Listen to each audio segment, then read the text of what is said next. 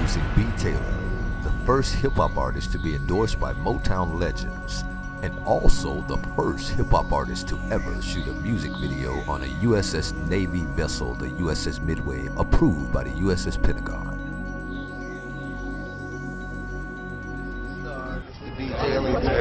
Pleasure, man. Good video shoot, man. So right now, I have Mr. Rogers. He's giving us a little insight on what's going on. I'm sorry. Where you are in business right now, what do you see as being considered now the new P1 of hip hop? That's a really tall order to take on. So how, as a new artist in this game, what do you see? And I say new. I know it ain't new for you. You've been doing it a long time. What do you see as dynamics of this? Just the fact that playing the instruments as a hip hop artist, and just the lessons and the things I've learned from the Motown legends. Learned the history of house business was Motown was the time of young America, and just being more of the miracles who brought me into this Hall of Fame rock and roll with Reeves and all of that. It's great. Wow, so you got a lot of legends. Okay, so thank you very much for giving us your time, sir. And we look to see you further. Leo, how you doing? What's up, man? So tell us a little bit about what Leo has going on. I know you're always busy, man. A lot of major situations always in the pocket. What's going on right now with you? Well, I was just talking about, I got back yesterday morning from Nassau, Bahamas, for a couple of reasons. One was in a 42K marathon, 26-mile race for the breast cancer on behalf of Cure breast cancer. He got a marathon. You didn't get no money for it either. I went there for my sister. She died of breast cancer last month. So that's why I did the race. It was one of the places that I sent her on a cruise years ago, and it was one of my favorite places. So I took one of her flowers after I ran the race and releasing it to the water. Wow. So That's deep. Well, I mean, that's a good gesture, man. So what are you doing in the music side? What's going on with you? We're here on the historical USS Midway, shooting a B. Taylor video, and he's labeled by Pete Moore from the Americas, one of the founding members of the Americas and front runners of Motown, as Stevie Wonder hip hop. And so we have Margarita Vandellas, we have from the Marvelous members of the Marvelous, we have the First Lady of Motown, Claudia Robinson here, and we have Miss Beverly Green, Evangelist Minister Beverly Green, Snoop Dogg in the video. These are all people that's in the video. It's going to be definitely a different kind of video. I mean, legends in it. Oh my God! So this should be getting definitely some eyeballs on a couple of different networks on this. Wow. So so B. Taylor, what's going on with B. Taylor? I mean, you're getting ready to release it when, and what can we expect? B. Taylor, the sequel is called One Life to Live, and it's basically the story of B. Taylor and some of the impact that the loss of a loved one inspired him to write this song, and talking to his mother when he lost one of his friends from the D12 camp, his friend, and he lost Proof, his friend. It was one that he got inspiration to say, man, I got one life to live. Let me live it to the fullest. Let me practice my craft. Let me be the best of what I can be in this music business. So he wrote the song, and we're out to release it through Bungalow Universal Music Distribution February the 15th. February 15th. Y'all hear that? That's the release. Grammy and NBA All-Star. Wow. Around that time. And That's right. That's right, man. Absolutely. Well, I know that you do so many things, man, and I mean, I've known you for a while for the things that you have out there. And I want to know, just on the side of technology, and how has it affected you and your business, or I mean even as your personal, and where do you see it going in the future? Technology, of course, I'm a guy that's from the Bay Area and still live there, and I worked in technology in Silicon Valley for 18 years. I embrace technology. Some people seem to think technology has killed and buried the music business, has impacted, but it also has given you additional revenue streams that you never had before. So I look at it as not so much as, and I told people, I said, some people think this is the worst time in the music industry. I said it's the best time in the music industry because of all those additional revenue streams that you never had before. The project that we are currently involved in with the artist B. Taylor, and the theme of the project is bringing classic Motown together with hip-hop. and I'm here with a legend in the business, with Captain Whaley. And she is a person that right now is coming up, ain't it? February 13th, inducting into the Grammy Hall of Fame. So this is a illustrious member of the actual Marvelettes, this group that, hey, Mr. Postman, y'all remember that? I want to thank you for being here. And what could you tell us why you're here at the event? Give us a Well, we're here to warmly embrace detail. And we got Miss Anthony Schaefer here, legend, Grammy inductee. Thank you. TV. This is Harold Whaley. I am here today with a legend in the game, Miss Claudette Robinson. How you doing? I will, thanks. How are you? Good. Pleasure to meet you, fine. It is my pleasure. Yes, ma'am. Thank you so much for having me. Give me a little insight. What brought you to San Diego? I am here actually for B. Taylor, very new, innovative hip-hop artist, and it's merging classic R&B with hip-hop.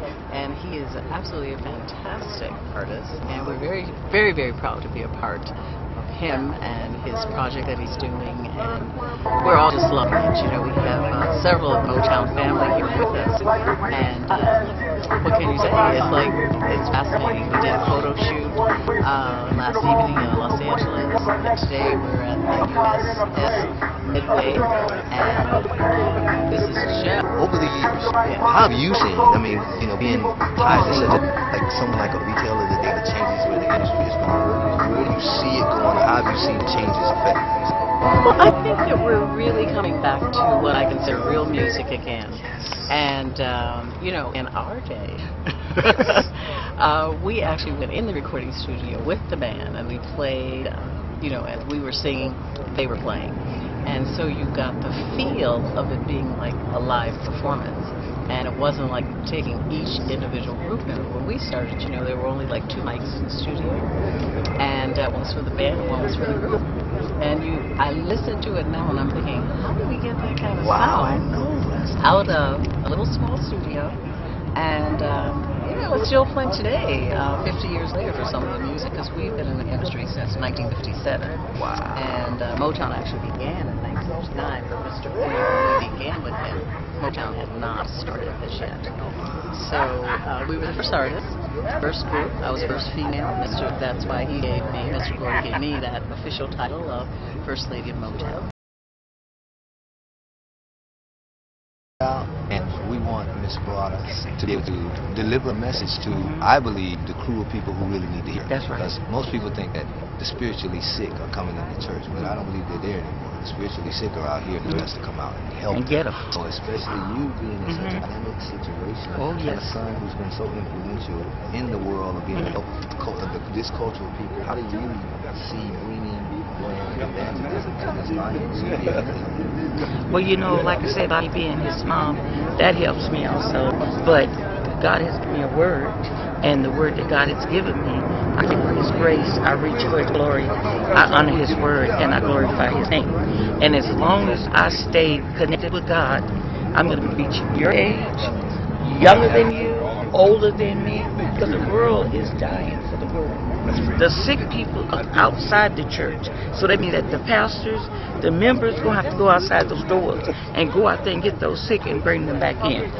And I'm willing to roll my sleeves up. I'm willing to walk the walk and talk the talk and take back what the devil has stole from us. Love it. Praise Well, God. I want to know, just in that sense, what relevant word today when you're talking to the youth, that because I personally don't believe you can reach them in the way that you used to reach them no more. I think so much has changed in the world today that if we don't address it from the standpoint of where they're at, I think we tend to still miss them. What do you feel? You know, the whole thing is that we know that our children and their children, they're in a bad state.